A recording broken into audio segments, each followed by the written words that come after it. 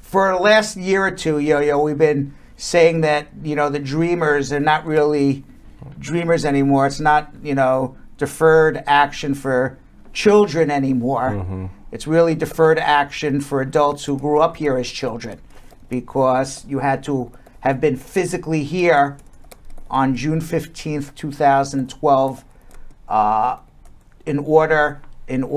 you had to be physically here on June 5th, 2007 and been under 30 on or before June 5th, 2012 in order to you had to be physically here on June. Why am I getting myself confused? You had to be physically here on June 7th.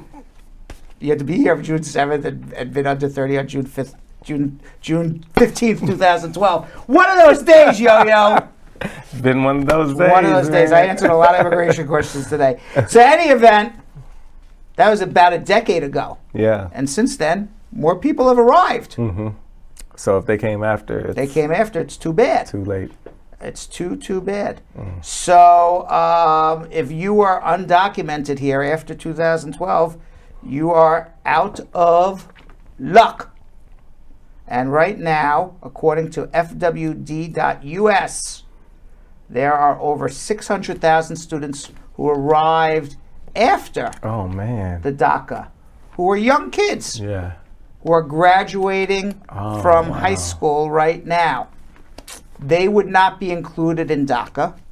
They may or may not be included in any ultimate legislation that may be put into place in the future. 600,000 children not covered by DACA, and every year it gets worse and worse and worse. And, when you're not covered by DACA, in 28 out of the 50 states, you can't even get in-state tuition to go to college. Oh, wow. Let alone any government aid. You're not getting any government aid, but at least get in-state tuition. In more than half the states, you can't even get that. So, so sad. And nothing's changing with immigration. There's conversations that a bipartisan group led by Dick Durbin, John Cornyn, Texas, Tom Tillis. They're going to do immigration reform. I wish I had the BS button. Yeah. How many times we've heard that one, right? When cows fly, I'll see it. Right. I couldn't even imagine coming to a whole new country at the age of 11 and then graduating, or not even 11, 7. How about then graduating 17. How about we spend our taxpayers' money educating all of these children, getting them ready for the workforce, getting them ready to be productive. And they can't even. And then we tell them, sorry, sit home. Sit home and do nothing. And by the way, you did nothing to put yourself in this position. Right. All right, you were 7 years old. 7 years old. Or 5 years old, or whatever, when you came here. Meanwhile, so just... That's really sad. Yeah. Just not getting better. And meanwhile, after a gunman killed at least 19 students and 2 teachers in Uvalde, Texas, there was a lot of people scared that ICE was on the scene. And there were a lot of tweets. On May 24th, a tweet that amassed thousands of likes and retweets within hours claimed, ICE is on the scene of a shooting that took place in a heavily Hispanic school, so undocumented parents have to consider arrest and deportation before they go check to see if their kids are alive. That is wild. Yeah. Now, an ICE spokesman told PolitiFact that it is not carrying out immigration enforcement in Uvalde. A branch of ICE is there to support the investigations. Customs and Border Patrol went in and actually were the group that actually killed the gunman. Why they went in and the police didn't, that's a whole other story. But on May 25th, a statement from the Department of Homeland Security said Uvalde is a protected area, which means those agencies do not conduct immigration enforcement there during an emergency event.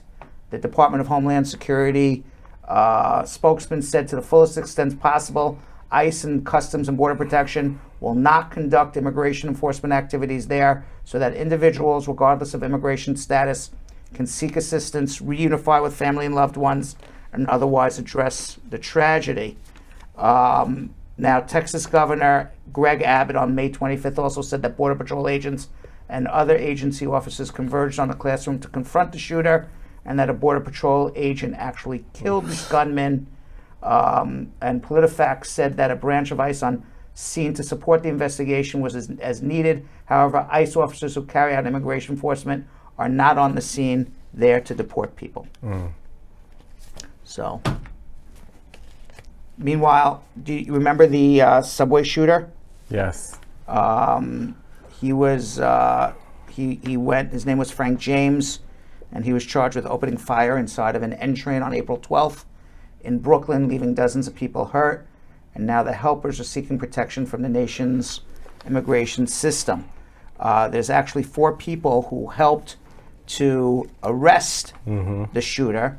How it kind of went was that these 4 different individuals, they were all immigrants and 3 of them undocumented, helped actually capture this man. Wow. An undocumented Mexican woman who had been on the train gave police her cell phone to retrieve videos of the chaos, which then was able to get a picture of him. Oh, wow. And then the next day, James walked by 3 men upgrading surveillance cameras at a hardware store in the East Village, and they flagged down the police officers. They were also an undocumented Mexican immigrant, a Lebanese student, and an American-born Syrian who had fled the civil war. Now, the 3 of them are in the early stages of applying for visas set aside for victims of crimes, and it's being publicized in a lot of the news right now that they are trying to get U visas. One of the women, who asked to be identified by only her last name being Flores, because she fears deportation, because she helped the police but has an order of deportation actually against her. That is why we have, New York City is a city that does not have the police every time they come into contact with an immigrant. That's why they don't call the Department of Homeland Security. They want immigrants, even if you've been ordered deported, to help capture people. Okay, that's the whole idea behind these cities saying we're not going to contact Department of Homeland Security every time we come in contact with an immigrant to get somebody deported. We want you to report. Yeah. And now, of course, in the news, these cities are called sanctuary cities. And now in the news, they're saying, sanctuary cities, they're protecting people. Actually, here's a situation where a sanctuary city protected everybody else. Right. Because if New York City was not a sanctuary city, this guy still could be running around. It was immigrants, 2 undocumented, 1 with an order of deportation against her, who came forward to the police, felt comfortable enough to come forward to the police and said, I saw the guy, here he is. Here's my phone. You can take a picture of him. Here's a picture of him.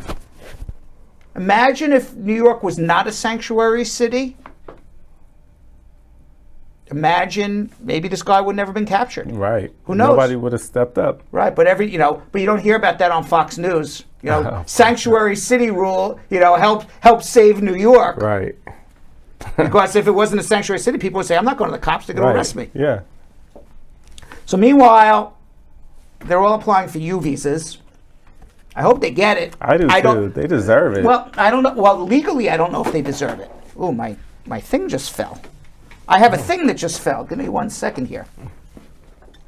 So I'm back in the loop. Talk amongst yourselves for a second. Have some tea. Early tea. There we go. Yeah, I hope they deserve it, but legally, I don't know if they're entitled to it. Right. Because to get a U visa, you need to be the victim of a crime. And they're witnesses to a crime. How about the lady was on the train with them, right? If the gunman is charged with attempted murder or attempted assault of this lady who took the video, then she is a crime victim. But if he is not charged as shooting at this lady, and all this lady did was take a video of her, then that lady's not a crime victim. That lady's a witness to a crime. Got you. There is no visa for witness to crime. Right. There is only visa for victim of crime. So it'll be interesting to see how the police and the district attorneys charge this man, and if he is, and one of the counts is charged with committing a crime against these people. So maybe the woman in the train may have been, maybe he aimed a gun at her, maybe he shot at her, but walking down the street, the other guys who were not victims of crimes. They were just good citizens who were witnesses. Now, one of the lawyers is trying to get one of their clients what's called an S visa, which is a cooperating witness visa. But a S visa, a cooperating witness visa, is when you are charged with a crime and then they flip you and you say, okay, I'll rat out my other people. Oh. But that's you not... You get a visa for that? There's a visa for rats. Right, wow. It's called the snitch visa. Yeah, the S visa. Yeah, that's why they call it the S visa, the snitch visa. Mm-mm. But you're not... But they're not being charged for a crime. They're not being charged with a crime. Yeah. And they didn't rat out... A friend. Right. So, unfortunately, I don't think that's going to work out well. I read another article where another man has a pending asylum case, and he's from Lebanon, and that lawyer is going to argue now that he cooperated with the police and he goes back to Lebanon. Hezbollah is not going to like that he cooperated with the police and may be after him. I don't know. I don't know if that'll fly, but it sounds weak to me. Yeah. Sounds very weak to me. But the whole idea behind a sanctuary city is that we have situations where people who are undocumented, people who have orders of deportation, come to the police and help solve crimes because we all live together in a community. And if we're in cities that don't have sanctuary, that are not sanctuary, where undocumented immigrants, people with orders of deportation are scared to go to the police to help them solve crimes, to go report fires, then guys like this are still going to be walking around. I agree. So here's one for the good guys. Yeah. Okay, but you won't hear it on Fox. You'll just hear them lambast sanctuary cities. But, this is exactly why you have a sanctuary city. And in Texas, thousands of protesters gathered outside the National Rifle Association annual convention in Houston over the weekend, condemning the gun lobby for its opposition to gun control. The NRA gathering was just held 3 days after the mass shooting in Uvalde, less than 300 miles away. And Donald Trump gave, before he gave his speech, that everyone in the United States should have multiple guns. He said, oh, by the way, let's read off the names of the people He cannot. He has no right to say any of their names. Well, yeah. I mean, I want to thank Donald Trump because his prayers and thoughts, do something to help. Right. Do something to help, stop this in the future. When you say you're going to do something, and a politician says, yes, we're going to give our prayers and thoughts, and it's not the gun, it's mental health, it's this, that, and that, and we're going to give our prayers and thoughts, and we say thank you very much for helping out in your prayers and thoughts. Nothing. You don't think prayers and thoughts help anybody? No, especially from Donald Trump. I don't think prayers and thoughts help. I mean, prayers help, but it's not stopping. Thoughts and prayers are not going to bring back these innocent kids. Thoughts and prayers are not stopping gun violence. Yeah. Do you know how many mass shootings there were over the Memorial Day weekend? How many? In the United States that have gone unpublicized? 14. 14 mass shootings in a 3-day weekend that went unpublicized. Do you know what the definition of a mass shooting is? 4 or more. 4 or more people injured by gunshots in one incident. 14 different times around the United States of America. Didn't even know about one of them. Okay. And when you care more about arming yourself than about the sanctity of life, you care more about having a gun to protect yourself then whether your children live or die, there's a sick perversion in this country when it comes to that. Yeah. And I did a video on TikTok about this, Yo-Yo. I don't know if you saw it. I know you follow my TikTok, but I don't know if you watch every last one of the videos. I try to. Okay.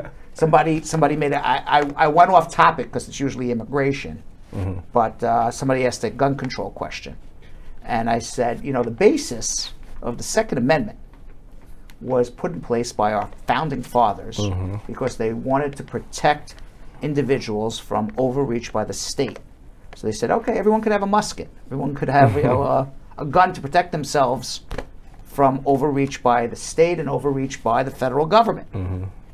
But we're in a different situation right now where we don't have muskets. We have AK-47s, and we don't have a situation where we have a guy with a pointy hat and one bullet to go into a gun right. with a knife at the end of it. Right. We have F-16s, tanks, and everything else. So you could have. You have to put the gunpowder in. Yeah, exactly. Right, exactly, right. So I mean, when you say, we want guns to protect ourselves from an intrusive federal government, let me point out something that seems to me very obvious that nobody seems to point out. The federal government has a military budget of $800 billion a year. They have tens of thousands of F-16 fighters. Go watch Tom Cruise this weekend in one of them. Gun. Okay? They have tens of thousands of tanks, tens of thousands of nuclear weapons, millions of men in arms. If they want to come bomb your house, they're going to come bomb your house whether you got 2 guns, 10 guns, or 20 guns. Right? Yeah. The federal government wants to come after you. Your guns ain't stopping them. So I think it's a really stupid argument.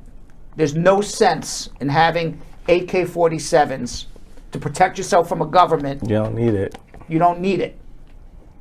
You don't need an AK-47 to hunt. No. I'm not saying get rid of all guns, but let's be sensible with what we're doing. You're always going to have gun violence. Then the other argument is, well, we made drugs illegal and there's still drugs. Yeah, but drugs give happiness to people, and there's also a sense of drugs as being harmless. Right. It's a harmless.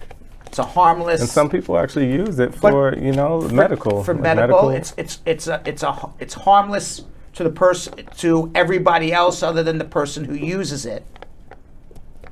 Guns are harmless generally to the person who uses it unless they shoot themselves. But harms everybody else. Yeah. So I think that's also a dumb argument. So, by the way, guns have taken over from cars as the leading death of U.S. youth in the United States.